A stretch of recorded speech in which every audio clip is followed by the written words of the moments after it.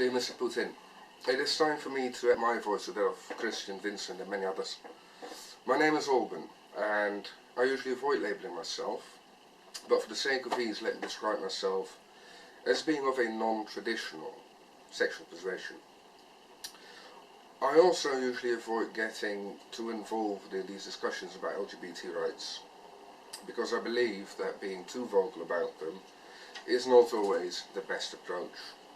But this time, I simply can't be quiet. I can't stand by and just watch what happens. It wouldn't be acceptable. I live in an exceptionally luxurious position, living in the Netherlands.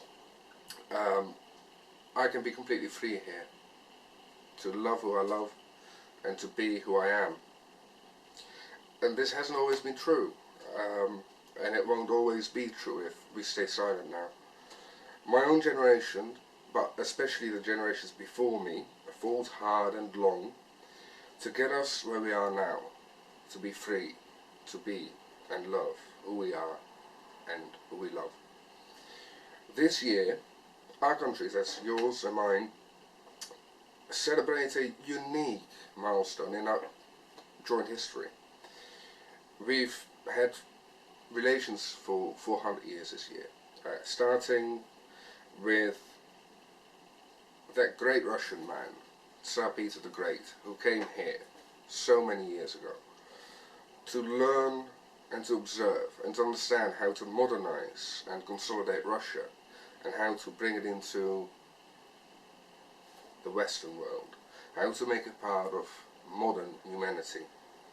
And I urge you to turn to us again in order to learn how to improve your country. Peter the Great dreamed of a Russia which played a significant role in the Western society, in Western civilization. He understood like no man since or before that this was the best way to ensure a strong, prosperous and loved Russia. He understood that the best way forward for any nation is to ensure as many of its citizens as possible are free and therefore happy. A few months ago you visited my fair city of Amsterdam. You have seen with your own eyes what exceptional heights we as a country have achieved in terms of civilization and of society. The wealth you saw here, the success, it is all down to one very simple thing: our freedom. Our freedom to be who we are, to love who we love, and to think for ourselves. The current situation in your country, for which you, more than anyone else, is to be held responsible, has forced me to rethink my own views on the fight for equality. You see, if we, that's me, my brothers and sisters here and abroad, and the rest of our people, let you and your, for lack of a better word, henchmen, move on down the road that you've just recently chosen to move down, there is no way that we can guarantee our own safety, our own liberty. Arguably, we wouldn't even deserve it if we did not speak up for others like us in your country and anywhere else in the world. Recent events in the Russian Duma are the first step down a very dangerous path. Not 80 years ago, we saw a German man go down this same path. Though his first choice of scapegoat was different, he ended up trying to wipe out all who were different, either because of their birth, their race, their religion, or their sexual preference. Your great nation was one of the many that helped stop this monster, this man, and almost 30 million of your countrymen died in the process. They gave their lives to get us out of those dark years. We all know that if you go down this road, their deaths, along with approximately 55 million others, will have been in vain, because you will be starting up where that man left off. It'll start with us, the LGBT community, but Who's next?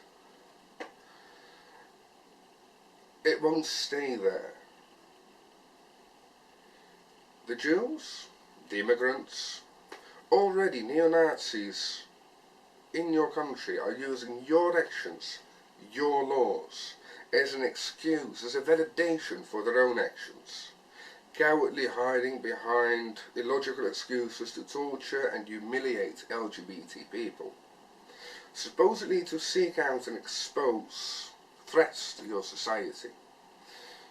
But these threats are not real, they're imagined, they are false. Several of my brothers and sisters have already been brutally murdered just for admitting they were gay. And in most cases, your law enforcement stood by without taking actions. Or they intervened by arresting the target, my brother or sister, rather than the perpetrators of these crimes. Many others spend their days in fear, in constant, debilitating fear and doubt about their future, about their right to live. Like many others, I urge the IOC and the international community to reconsider both the Sochi Winter Games and the general position towards your country. I urge them and the sponsors involved to pull out of the games, to relocate them, because you don't deserve them. You don't deserve them. Just stating our discomfort will never be enough. Russia must be forced to rethink the course it's taking at the moment.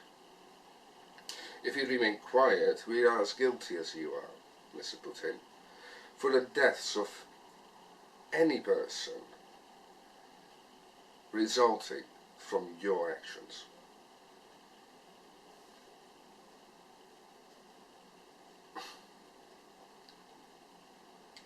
We will not ever again stand by and watch as one man poisons an entire people against his own.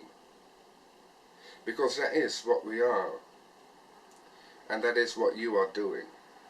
The LGBT community is as much part of your society as any other Russian.